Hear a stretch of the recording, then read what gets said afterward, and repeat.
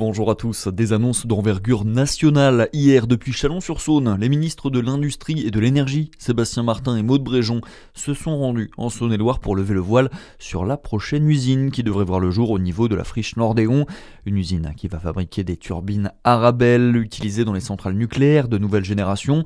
Un choix stratégique pour la France qui prépare l'avenir en misant sur ces centrales nucléaires, mais aussi une grande fierté. Écoutez Maud Bréjon, la ministre en charge de l'énergie. C'est une fierté locale et une fierté nationale, parce que ça va faire venir beaucoup d'emplois, parce que c'est vraiment gage de développement pour un territoire qui est déjà un territoire d'industrie, et puis une fierté nationale, parce que ça s'inscrit dans tout ce qu'on porte, le développement d'une filière nucléaire française qui nous garantit de la souveraineté, qui nous garantit de l'énergie pas chère, qui nous garantit de la décarbonation, et ça c'est grâce à ce que font les acteurs locaux dont Sébastien Martin fait partie, c'est grâce à ce que fait l'État et c'est grâce à ce que font les entreprises en qui on a confiance. C'est aussi le message qu'on est venu délivrer aussi aujourd'hui et on arrive ensemble à avancer. Des propos recueillis par Charlie Chevasson. Les travaux de construction de l'usine devraient commencer en 2027, un projet à 100 millions d'euros.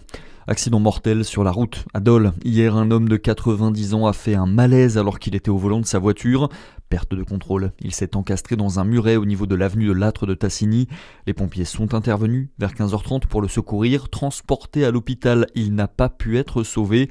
Avec lui, un passager âgé de 66 ans. L'homme a été blessé au visage et hospitalisé. La mairie de Dijon porte plainte après cette pollution dans le lac Kyr ce week-end. Un baril de 200 litres d'huile de vidange a été repêché par un promeneur alors qu'elle se vidait dans le lac. Les pompiers ont pu rapidement intervenir pour empêcher la nappe de trop se répandre. L'eau polluée a pu être absorbée et évacuée. C'est une atteinte grave à l'environnement d'après la maire de Dijon, Nathalie Kenders, qui a donc annoncé qu'elle saisissait la justice.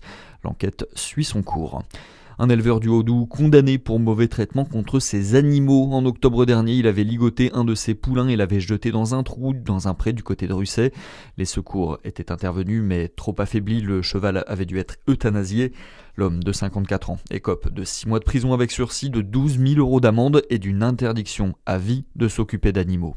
Dans l'actualité, également 400 pages et près de 80 mesures. Le rapport sur l'audiovisuel public a été adopté par les députés de la commission d'enquête hier soir.